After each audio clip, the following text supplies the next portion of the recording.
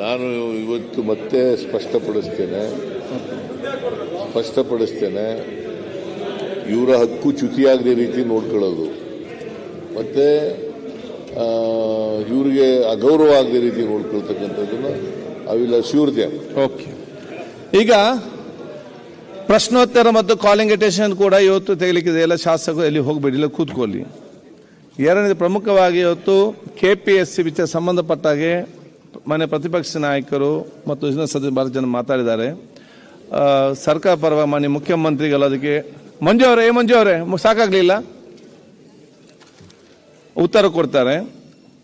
ನಮ್ಮ ರಾಜ್ಯಪಾಲರ ವಂದನಾ ಭಾಷಣದ ನಿರ್ಣಯಕ್ಕೆ ಸಂಬಂಧಪಟ್ಟಾಗೆ ನಾಳೆ ಮಾನ್ಯ ಮುಖ್ಯ ಉತ್ತರ ಕೊಡಲಿಕ್ಕಿದ್ದಾರೆ. ಇವತ್ತು ಉತ್ತರ ಕೊಡು KPSC. ಮಾನ್ಯ ಸಭಾಧ್ಯಕ್ಷರೇ, KPSC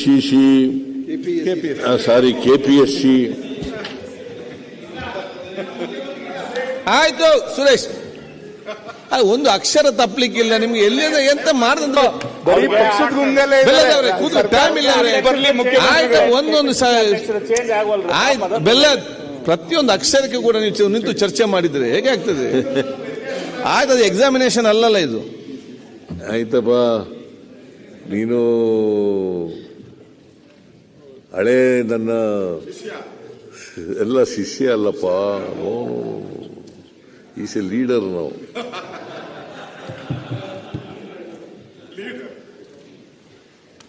ಹಳೆ ಸಹೋದ್ಯೋಗಿ ಅದಕ್ಕೆ ಸಾರ್ಥಕ ಆಯಿತು. ನಾನು ಮಾನ್ಯ ಅಧ್ಯಕ್ಷರೇ, KPSC ಅಂತ ಹೇಳೋದ್ರ ಬದಲು ಕರ್ನಾಟಕ ಲೋಕಸೇವಾ ಆಯೋಗ ಪೂರ್ಣ ಹೇಳ್ಬಿಡೋದೇ ಒಳ್ಳೆಯದು. ನಾನು KPCC ಅಂತ ಉದ್ದೇಶಪೂರ್ವಕವಾಗಿ ಹೇಳಬೇಕು ಅಂತ ಹೇಳಿರಲಿಲ್ಲ, ಅದು ಬಾಯಿ ತಪ್ಪಿ ಬಂದ್ಬಿಟ್ಟಿತ್ತು.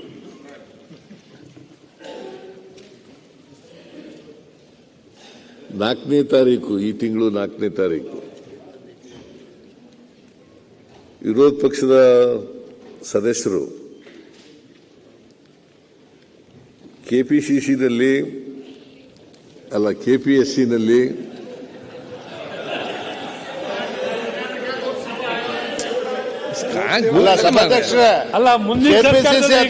ಬದಲಾವಣೆ ಮಾಡಬೇಕು ಅಂತ ಹೇಳಿ ಅವ್ರ ಮನಸ್ಸಲ್ಲಿದೆ. ಅದನ್ನ ಪದೇ ಪದೇ ಅಶ್ವಥ್ ನಾರಾಯಣ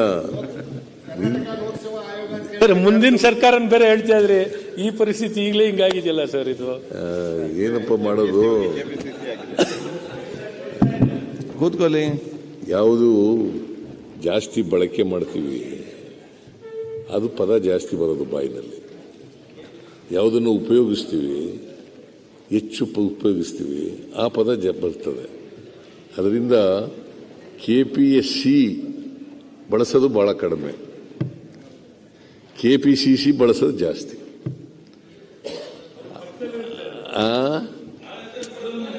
ಅವರ ಅಧ್ಯಕ್ಷರು ನಮ್ಮ ಪಕ್ಷದ ಅಧ್ಯಕ್ಷರು ಅವರು.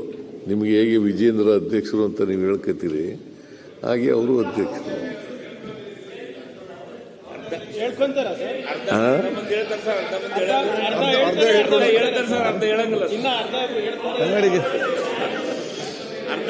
ಈಗ ನಾನು ಅದನ್ನ ಮಾಡಕ್ ಹೋಗೋದಿಲ್ಲ. ಗಣೇಶ್ ಕೂತ್ಕೊಳ್ಳಿ.